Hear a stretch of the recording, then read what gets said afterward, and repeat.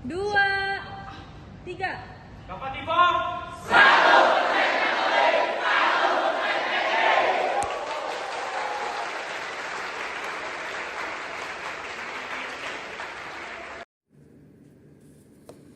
Selamat pagi para pendengar RRI Pro 1 Pontianak. Kembali lagi bersama Lentera Minggu pada hari ini.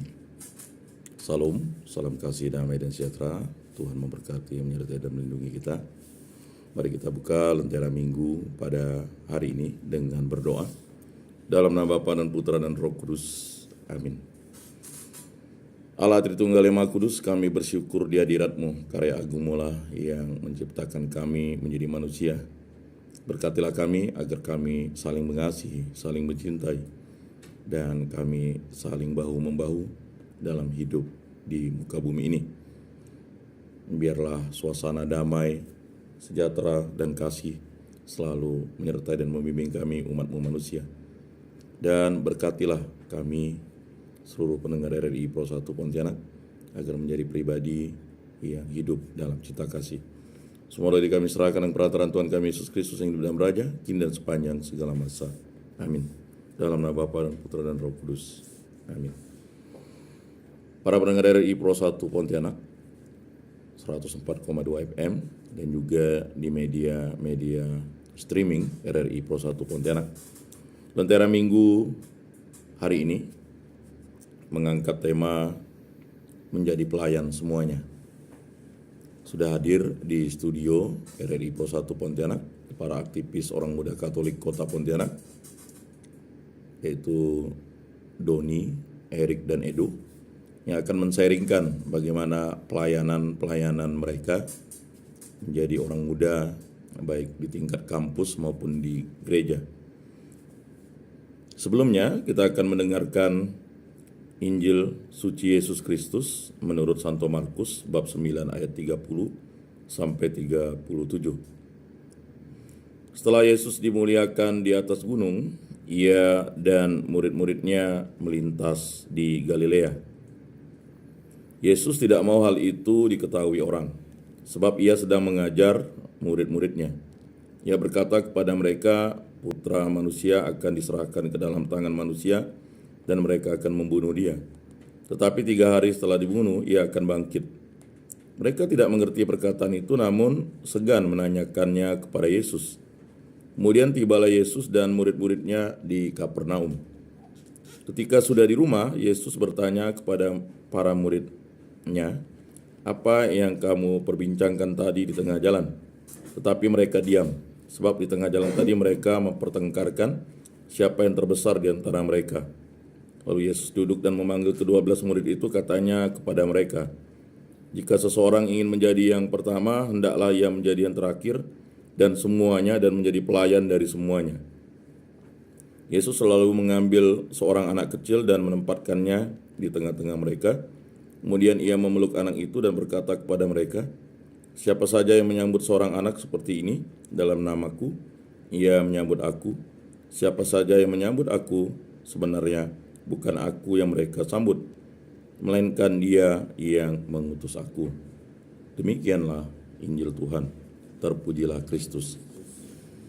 Bapak, Ibu, saudara-saudari yang terkasih, tema kita yaitu menjadi pelayan semuanya. Dan kita akan sharing bersama ketiga orang muda Katolik ini yang luar biasa aktif dalam berbagai bidang pelayanan. Apa kabar, Doni? Baik. Erik? Baik, Bang. Edo? Baik, Bang. Baik. Semuanya baik, berarti kita menjadi pribadi yang bertekun dan berhikmat ya. Baik, Doni. Seperti tema kita dalam Injil Markus bab 9 ayat 30 sampai 37 ya. Menjadi pelayan semuanya. Kita ketahui Doni kan seorang mahasiswa dan telah lulus ya, dan juga aktif di kegiatan mahasiswa dan juga aktif di kegiatan gereja sebagai bentuk cinta kasih kepada Allah dan sesama. Nah, coba di-sharingkan bentuk-bentuk pelayanan apa yang dilakukan sesuai dengan tema kita menjadi pelayan dan semuanya. Silakan. Baik, terima kasih Bang atas waktu yang diberikan kepada kami, kesempatannya juga. Jadi di sini saya akan sharing sedikit lah tentang pengalaman yang mungkin bisa dibilang semasa kuliah ini sangat berarti bagi saya, di mana yang pertama saya bergabung di Orang Muda Katolik Kota Pontianak ini. Di situ sebenarnya dari awal belum ada niatan yang memang untuk fokus di situ atau mendalami. Baik. Tetapi dengan berjalannya waktu, yang mana dengan adanya rasa kekeluargaan yang di antara kawan-kawan saya terutama, itu memunculkan rasa ingin melayani sesama itu lebih besar. Karena kita tahu sendiri bahwa untuk agar kita dapat mencapai sesuatu itu setidaknya harus ada dorongan akan pelayanan tersebut, Bang. Ya. Jadi pelayanan-pelayanan yang sudah pernah kami lakukan yaitu seperti melakukan misa bersama mahasiswa yang ada. Ya. Terkhususnya di fakultas saya dulu, Fakultas Teknik. Ya. Kemudian selain itu juga seperti pelayanan ke panti-panti asuhan. Selain itu ada juga pelayanan terutama itu untuk membantu keluarga-keluarga kawan-kawan yang sedang mengalami kesusahan seperti sakit dan lain-lain gitu, Bang. Baik. Ya, Erik, tema kita kan adalah menjadi pelayan semuanya ya.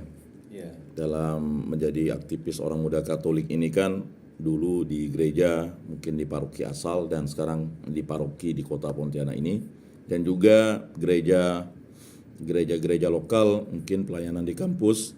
Bagaimana sharingnya selama melayani Orang Muda Katolik? Ya, pertama saya ucapkan salam selamat pagi bagi para pendengar RRI Pro 1 Pontianak. Ya. Jadi nama saya Prenus Hendrikus Erik. Saya sekarang aktif di kegiatan OMK, yaitu kalau di Fakultas Teknik namanya Kavativa, Ya. Catholic Family of Technic Faculty. Ya. Jadi mana organisasi ini adalah organisasi keagamaan Katolik khususnya. Jadi pengalaman saya selama aktif berpelayanan di kegiatan atau di organisasi, banyak sekali problema dan juga banyak sekali dinamika kehidupan yang kita hadapi. Apalagi sampai saat ini menjadi seorang ketua, yang awalnya ya hanya ada karena kerinduan kebersamaan, kekeluargaan. Itu yang menjadikan kita sebagai orang muda Katolik ini bersatu, karena dengan satu tujuan yang sama, dengan satu perjuangan yang sama, sehingga pada akhirnya rintangan-rintangan yang dihadapi pun terasa ringan. Jadi banyak juga kegiatan-kegiatan yang kami alami seperti yang dikatakan oleh Bang Doni, kurang lebihnya seperti itu kegiatannya. Tapi di sini saya ingin bercerita tentang kita sebagai seorang pelayan harus rela berkorban bagi kawan-kawan, maupun masyarakat di luar sana, di gereja khususnya. Jadi tidak mudah kita menjadi seorang pelayan. Saya juga awalnya masuk di Fakultas Teknik belum mengenal apa itu kegiatan-kegiatan AMK yang ada di Kavativa. Tapi karena aktif dalam kegiatan, karena sering berkumpul bersama, jadi mulai ada rasa kekeluargaan atau kita kasih satu sama lain. Sehingga meskipun ada halangan yang besar, ada hambatan yang besar, baik itu dari internal maupun eksternal, jadi sudah tidak ada lagi alasan untuk meninggalkan kawan-kawan atau meninggalkan pelayanan ini karena rasa cintanya. Jadi bagi saya pelayanan atau pengalaman selama saya kuliah ini sangat berarti bagi kehidupan saya. Karena banyak sekali yang bisa kita pelajari dalam kegiatan-kegiatan di OMK maupun di lingkup gereja ataupun di lingkungan sekitar kita. Baik. Ya, Edo. Sebagai orang muda Katolik kan, apalagi berkarya baik di tingkat gereja, sekarang di kategori khusus ya, di pelayanan mahasiswa. Bagaimana sharingnya, pengalamannya, dan juga menjadi pengurus ya. Silakan. Baik, terima kasih untuk kesempatan yang telah diberikan. Sebelumnya saya ingin menyapa para pemirsa, selamat pagi semua. Ya. Untuk pengalaman dari diri saya sendiri, pertama itu adalah saya adalah seorang Katolik dan saya juga harus menjadi pelayan bagi sesama Ya. Katolik juga. Kemudian pada saat saya masuk fakultas teknik, saya awalnya itu dikenalkan dengan kegiatan PCC, Pasca Ceria Kapatipa. Itu adalah bentuk pelayanan kami kepada anak-anak kecil, yang mana pada kegiatan tersebut bentuk pelayanan kami merangkul anak-anak kecil di gereja MRPD, mengajak bermain dan juga memberikan mereka untuk kegiatan lah, Baik. dan juga memberikan bimbingan. Itu pelayanan pertama yang saya laksanakan di Kapatipa ya. Ya. Saya kan wakil Bang Erik. Dan juga ada pengalaman yang sangat berarti bagi diri saya sendiri, Ya. yaitu adalah kepekaan dan kepedulian kita terhadap sesama, Baik. terhadap lingkungan kita sendiri. Ya. Menurut saya hal itu tidak akan didapatkan apabila kita tidak mengikuti organisasi, dan juga tidak akan kita dapatkan apabila kita tidak memiliki jiwa kepedulian dan kepekaan terhadap sesama tadi. Ya. Ya. Mungkin itu yang membentuk saya juga ya. Kaderisasi ini merupakan kunci organisasi juga, dan kaderisasi ini membentukkan jiwa yang peduli, Ya. gitu. Sehingga saya memiliki ikatan dengan kawan-kawan saya, dengan senior saya, dan dengan junior saya. Baik. Ya, Doni, beberapa bulan yang lalu ya kalau tidak salah ya, ada jambore kan, jambore orang muda Katolik ya di Nyarungkop kalau tidak salah, dan itu melibatkan seluruh mahasiswa Katolik yang ada di Kuskupan Agung Pontianak ya, untuk menjadi pelayan yang sesungguhnya. Jadi para orang muda itu bergabung di situ. Lalu bagaimana kesannya mengikuti kegiatan tersebut kan? Silakan. Jadi yang mana pada kegiatan tersebut kebetulan sebenarnya saya waktu itu berhalangan hadir karena ada satu dan lain hal. Tapi saya dapat cerita dari kawan-kawan yang hadir itu, mereka menanggapi bahwa kegiatan tersebut sangat seru untuk dilaksanakan, karena yang mana disitulah satu kegiatan yang dapat mengumpulkan seluruh mahasiswa Katolik yang ada di Kota Pontianak. Yang mana hal tersebut kan sangat jarang dapat terjadi, Bang. Kalau tidak ada kegiatan seperti itu. Ya. Erik, seperti tadi disampaikan oleh Edo ya, pelayanan ini kan seperti melayani anak kecil kata Yesus, ya kan? Siapa yang ingin menjadi pelayan itu hendaknya dia bersikap seperti anak kecil dan melayani anak kecil itu dengan sesungguhnya. Nah, bagaimana Erik melihat jambore yang sudah diadakan untuk menjadikan semangat bagi gerakan pelayanan orang muda Katolik selevel atau di tingkat kampus atau universitas, bahkan di tingkat gereja? Ya, jadi mengenai kegiatan Jambore mahasiswa kemarin, kalau tidak salah itu tahun 2022 atau 2023. Nah, kebetulan saya juga menjadi panitia dalam kegiatan tersebut. Itu sedikit saya sampaikan, kegiatan itu tuh dilaksanakan oleh pastoral mahasiswa yang sekarang pastor moderatornya adalah Romo Greg. Nah, jadi karena saya sebagai panitia, saya sangat terasa sekali di mana kita melayani orang-orang tapi tidak diketahui oleh orang-orang pengorbanan kita istilahnya. Jadi pelayanan yang tidak ada artinya di mata orang, tapi bagi kita itu adalah pengalaman yang luar biasa bisa menjadi panitia kemarin di kegiatan Jambore. Dan juga kemarin mahasiswa yang hadir sekitar 600-an lebih. Luar biasa ya. Ya, sangat ramai sekali, di mana berbagai daerah dari Singkawang, Bengkayang, Mm-mm. Pontianak. Jadi satu Keuskupan Pontianak Ya, yang hadir mahasiswanya. baik.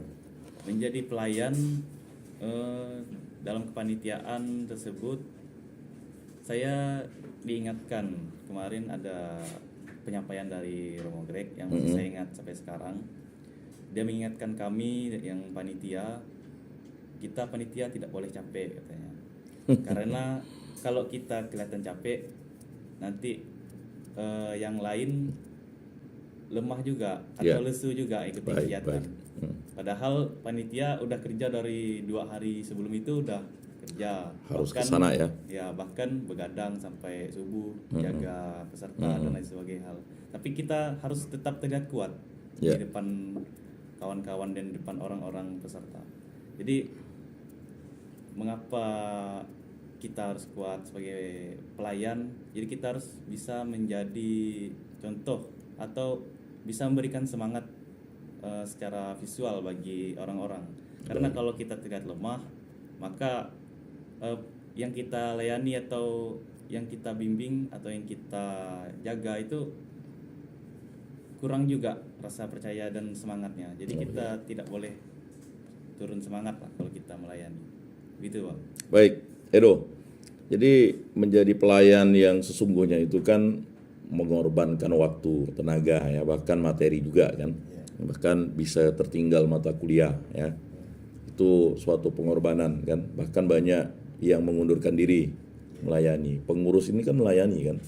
Nah, bagaimana suka duka dalam pelayanan-pelayanan yang sudah dilaksanakan?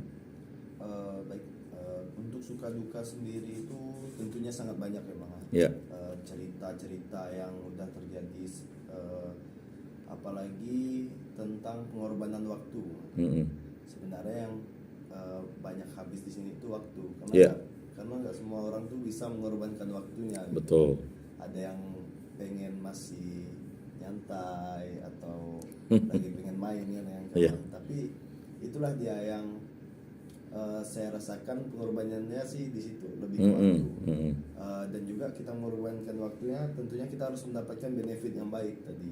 Yeah. Nah, contohnya itu kan sikap kepedulian tadi Ya. yang membuat kita untuk bertahan, dan juga semangatnya kita, jiwa muda orang Katolik ini loh yang nggak pernah padam gitu. Yeah. Itu yang membuat kita melayani dengan penuh sukacita tadi. Sehingga Luar biasa. kalau untuk waktu sejam atau 2 jam untuk kita melayani itu, saya rasa tuh belum sebanding lah dengan benefit yang kita dapatkan sendiri sebagai orang Katolik seperti itu. Baik. Para pendengar dari Pro 1 Pontianak, pada paruh kedua kita akan lebih menggali sharing iman dan pengalaman dari Doni, Erik, dan Edo. Mari kita dengarkan satu pujian dari kerabat kerja dari Pro 1 Pontianak. 2, 3. Dapat di bawah.